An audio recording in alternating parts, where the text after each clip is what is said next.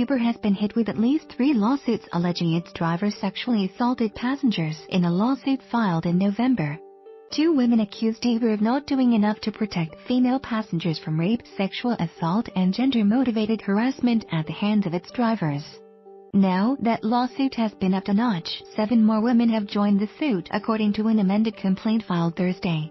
Lawyers representing the women have additionally criticized the ride-hailing company for seeking to force the women into confidential arbitration, in which hearings for the case will all happen behind closed doors. Uber's goal is to stop women from getting the justice they deserve through our court system. Jean M.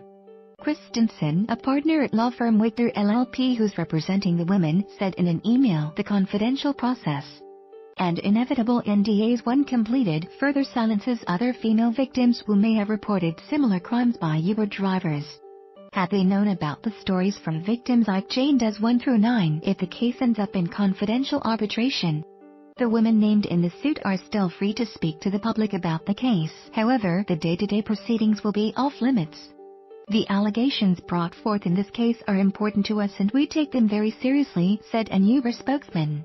Arbitration is the appropriate venue for this case because it allows the plaintiffs to publicly speak out as much as they want and have control over their individual privacy at the same time. Uber, valued at around $70 billion, is one of the largest ride-hailing services on the planet, operating in nearly 80 countries.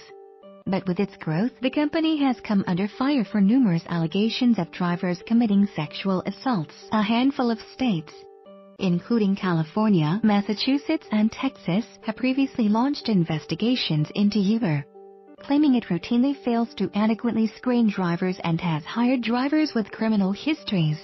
Reports of alleged sexual assaults by Uber drivers make news headlines several times a month. At least 3 lawsuits have been filed against the company for these allegations, including a separate complaint brought by Whitner LLP on behalf of 2 other Jane Does in 2015. Uber settled that suit in November 2016. Another lawsuit was brought in 2015 by a woman who was raped by an Uber driver in India. Uber also settled that suit, but the issue was reignited last year after it was alleged that Uber executives obtained and mishandled her medical records. This new lawsuit against Uber was filed in California's U.S. District Court for the Northern District. The 9 women say their Uber drivers assaulted them in separate incidents, according to court documents.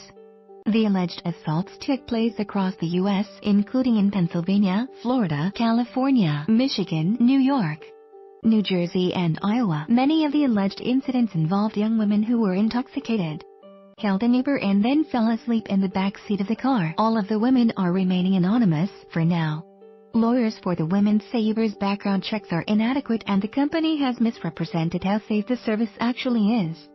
The lawsuit is asking the court to force Uber to change the way it screens drivers and be more transparent about what it knows in regard to alleged sexual assaults by drivers. The lawyers are also seeking class action status for the suit. This story is developing. I Hate CNET looks at how intolerance is taking over the internet. Solving 420, the industry seeks to overcome outdated ideas about women in tech.